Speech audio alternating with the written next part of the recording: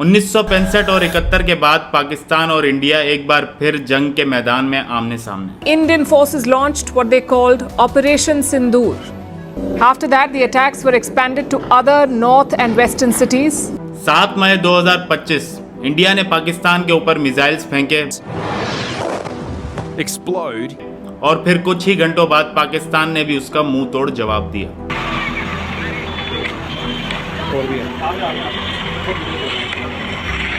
दुनिया के दो न्यूक्लियर पावर्स एक ऐसी लाइन पर खड़े हैं कि इनकी एक छोटी सी गलती की वजह से पूरी दुनिया तबाह बर्बाद हो सकती है। Tit for tat. So hopefully they can stop now. But I know both. We get along with both countries very well. Good relationships with both, and I want to see it stop. लेकिन सवाल ये आता है कि ये सब क्यों हुआ, कितने लोग मरे और ये सब स्टार्ट किसने किया।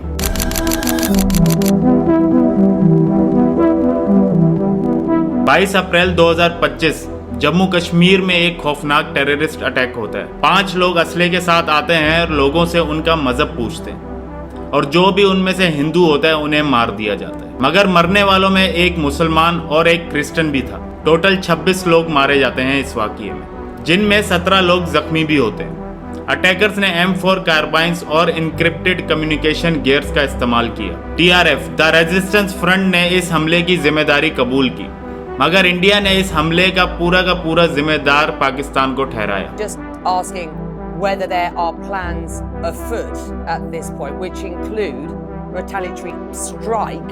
7 मई की सुबह इंडिया ऑपरेशन सिंदूर लॉन्च करता है और इस ऑपरेशन में इंडिया पाकिस्तान की 9 साइट्स पर हमला करता है। टारगेट्स में भावलपुर, मुजफ्फराबाद, सियालकोट, मुरीदके और कश्मीर के कुछ गांव शामिल थे। इंडिया की तरफ से 4 मस्जिदों पर हमले किए गए और सिविलियन एरियाज और रेजिडेंशियल एरियाज पर भी हमले किए गए। पाकिस्तान के मुताबिक इस हमले में 26 सिविलियन शहीद होते हैं, जिनमें एक बच्चा भी शामिल था और 46 लोग जख्मी होते हैं। और शर्म की बात तो यह है कि इंडिया के लोग इसे बहुत खुशी से सेलिब्रेट कर रहे हैं।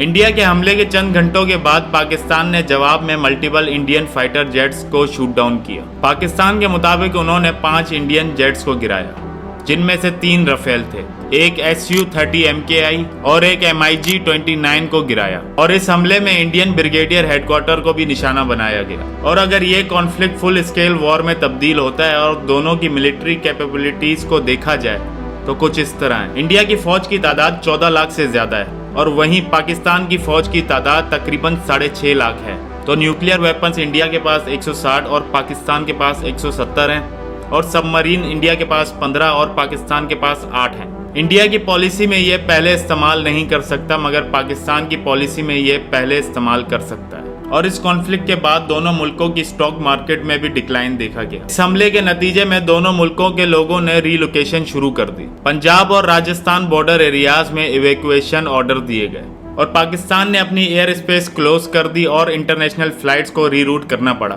हॉस्पिटल्स में इमरजेंसी डिक्लेयर करनी पड़ी और स्कूल्स को बंद कर दिया गया। UN सेक्रेटरी जनरल ने दोनों मुल्कों को रिस्ट्रेंट करने की अपील की। फ्रांस, रशिया, चाइना और USA जैसे मुल्कों ने भी इस हमले को रोकने की सलाह दी। पहलगाम अटैक की वजह से भारत और पाकिस्तान एक बार फिर जंग के मैदान में खड़े तो हैं, मगर सवाल ये आता है कि क्या हम जंग चाहते हैं या फिर हम डिप्लोमेसी, डायलॉग्स और म्यूचुअल अंडरस्टैंडिंग के जरिए इस मसले का हल ढूंढना चाहते हैं। अगर देखा जाए तो इन दोनों मुल्कों की एजुकेशन तबाह है, इन दोनों मुल्कों के हेल्थ सेक्टर तबाह है, रेप केसेस सबसे ज्यादा इन दोनों मुल्कों में होते हैं, इन दोनों मुल्कों की इकोनॉमी तबाह है और इन्हें चाहिए जंग। और मेरा मशवरा है कि दोनों मुल्कों को चाहिए कि अपने मुल्क की गुर्बत से लड़ें और अपने एजुकेशन सिस्टम्स को सुधारें ताकि लोगों में शऊर पैदा हो और मोदी को सपोर्ट करने वाले अंधभक्त दोबारा पैदा ना हो।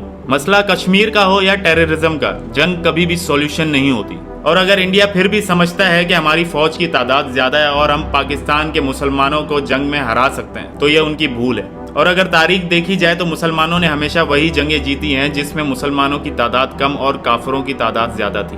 बदर में सिर्फ 313 मुसलमान थे और सामने 1000। ओहद में 700 मुसलमान थे और सामने 3000। खैबर का किला जहां कहते थे कि उसे कोई फतह नहीं कर सकता, वहां सिर्फ एक अली का वार काफी था।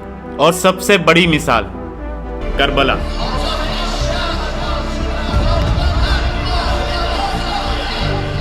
जहां सिर्फ 72 मुसलमान थे और सामने यजीद के लाखों फौजियों का समंदर। मगर आज उस यजीदी लश्कर का कोई नामो निशान बाकी नहीं रहा। लेकिन हुसैन आज भी हर इंसान के दिल में जिंदा है। So stay safe everyone. Pakistan जिंदाबाद।